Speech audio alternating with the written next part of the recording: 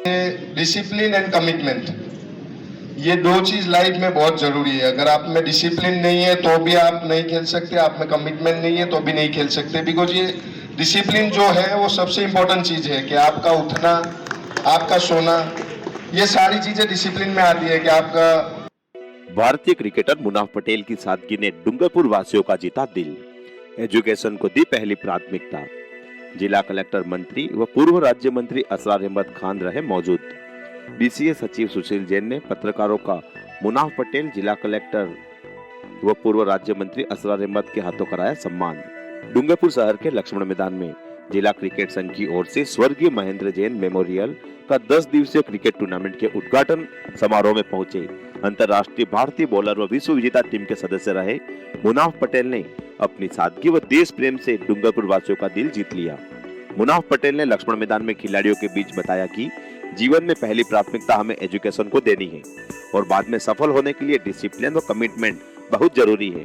और इस बीच मुनाफ पटेल ने खिलाड़ियों को क्रिकेट के कुछ टिप्स बताए और लक्ष्मण मैदान में मुनाफ पटेल के प्रशंसक काफी भारी तादाद में मैदान पहुंचे और मुनाफ पटेल ने किसी को भी नाराज ना करते हुए सबके साथ फोटो खिंचवाए, बल्ले पर अपने सिग्नेचर देकर सबका दिल जीत लिया।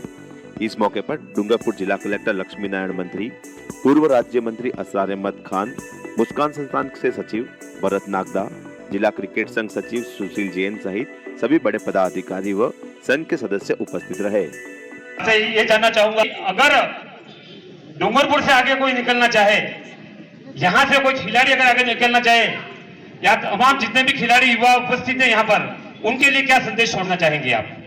सर संदेशा एक्चुअली मेरे एक संदेश से नहीं खेल पाएगा वो, लेकिन जो मैं दो चीज कहता हूँ कि डिसिप्लिन एंड कमिटमेंट, ये दो चीज लाइफ में बहुत जरूरी है। अगर आप में डिसिप्लिन नहीं है तो भी आप नहीं खेल सकते, आप में कमिटमेंट नहीं है तो भी नहीं खेल सकते। बिकॉज ये डिसिप्लिन जो है वो सबसे इंपॉर्टेंट चीज है कि आपका उठना, आपका सोना, ये सारी चीजें डिसिप्लिन में आती है कि आपका टाइमली पहुंचना करता है। मोटिवेशन ही गाली है। अगर आपको कहा जाए कि आप नहीं कर सकते हो, वहां से आपका मोटिवेट स्टार्ट होता है। तो डिसिप्लिन जो है यहाँ पे बेसिकली जैसे शैलेंद्र है, तो जो कोचिज है वहां से ही डिसिप्लिन स्टार्ट होता है कि कोचिज आपके बच्चे को या आपके क्रिकेटर्स को कैसे रेडी करता है, वो बहुत इंपॉर्टेंट है। कोई भी टीचर होता है वो इंजीनियर नहीं होता है, लेकिन इंजीनियर पैदा होते हैं सर। लेकिन 2 मिनट में एक क्वेश्चन का आंसर मैं जानना चाहूंगा। सर, आप इंटरनेशनल लेवल तक, इंडिया लेवल तक पहुंचे हैं, वर्ल्ड कप 2011 के भी खिलाड़ी रहे हैं आप, निश्चित रूप से कोई न कोई आपका आदर्श रहा होगा, थोड़ा अपने आदर्श के बारे में बताएंगे। सर आदर्श एक्चुअली क्या है कि आप कंट्री के लिए कोई चीज करना चाहते हैं ना, तो अपनी कंट्री ही हमारे लिए आदर्श बन जाती है। और कंट्री के लिए करने का जो दिल में एक विचार आता है, दिमाग में एक विचार आता है, वो सबसे इम्पोर्टेंट है।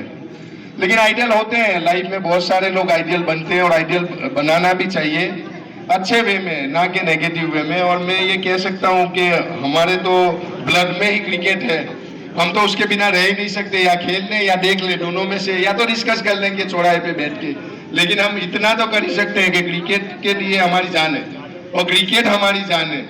तो बेसिकली आइडियल बहुत सारे रहे हैं, लेकिन मैं हमेशा से सचिन तेंदुलकर को काफी करीब से मैंने 20-22 साल से देखा भी है, उनको फॉलो भी किया है।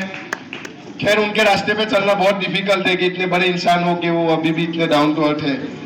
तो बेसिकली वही आइडियल है हमारे। सर एक और क्वेश्चन आप ही से रिलेटेड, अब आप रिटायर हो चुके हैं, आपकी आगे की इच्छा?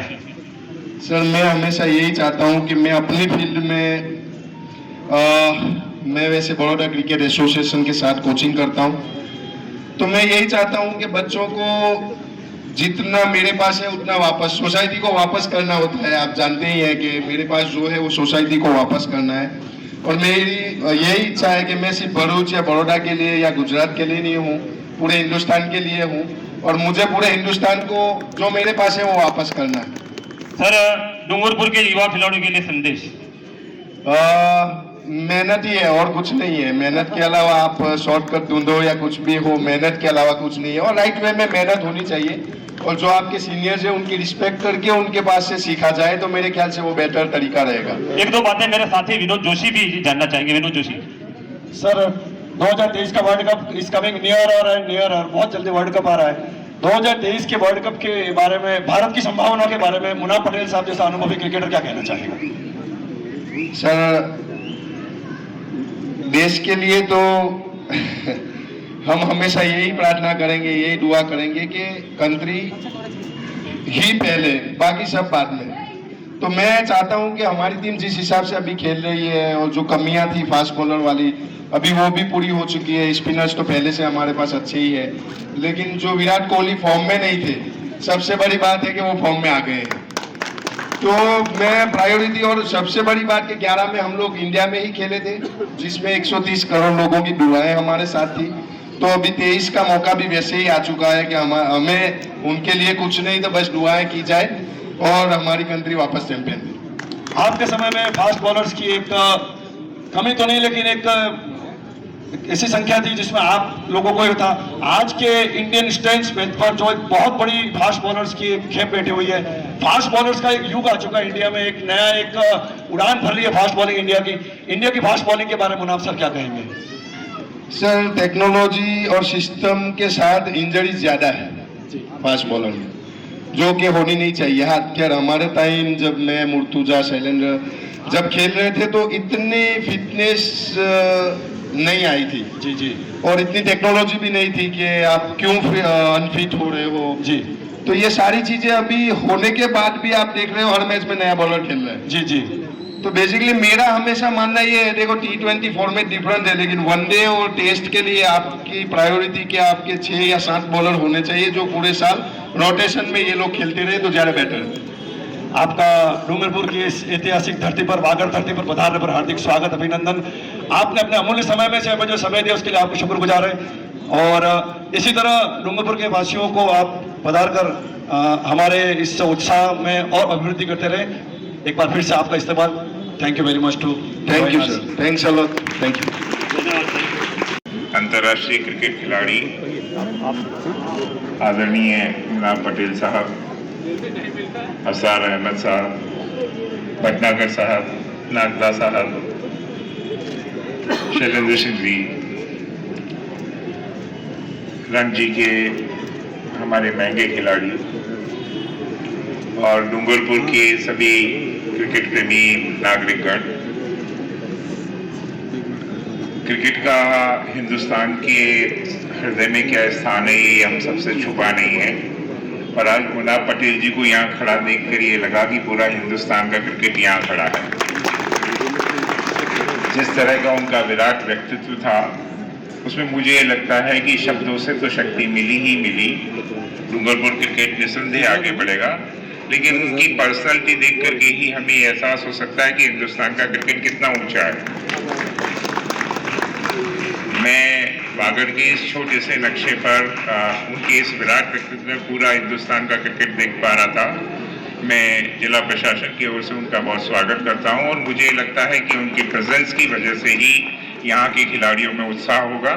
उनका जीवन, हम सब लोग मोबाइल पे हैं, गूगल देखते हैं, सर्च इंजन्स बहुत सारे अवेलेबल हैं।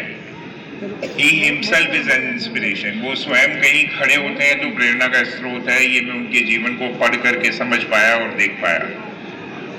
उनके यहाँ आने से हम सब लोगों को ये समझना चाहिए कि एक आदमी यदि परसिस्टेंट रहे, उन्होंने आज 2 शब्द काम में लिए कि यदि आदमी अनुशासित है और उसका समर्पण है, यदि कोई आदमी डिसिप्लिन्ड है और उसका कमिटमेंट है, तो वो किसी भी फील्ड में कुछ भी अचीव कर सकता है, बशर्ते उसके पास में ये दोनों मंत्र हो।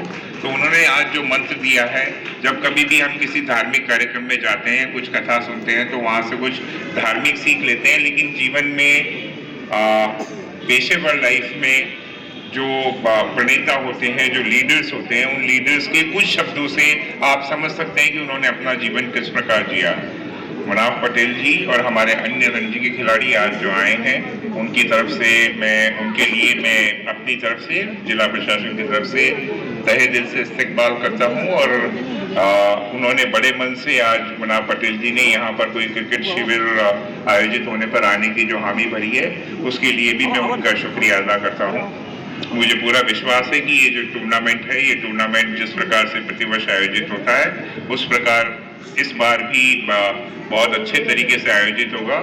सुशील जो लगातार मेरे से भी बात करते रहते हैं, संपर्क करते रहते हैं, और डूंगरपुर क्रिकेट के लिए उनकी जो मंशा है, मुझे पूरा विश्वास है कि डूंगरपुर क्रिकेट जिस स्तर पर है, जो यहाँ की उत्ताक परंपराएं रही है आदरणीय राज सिंह जी से लेकर के, उन परंपराओं को हम लोग बनाए रखते हुए वो नए आयाम छुएंगे, ऐसा मुझे पूरा विश्वास है।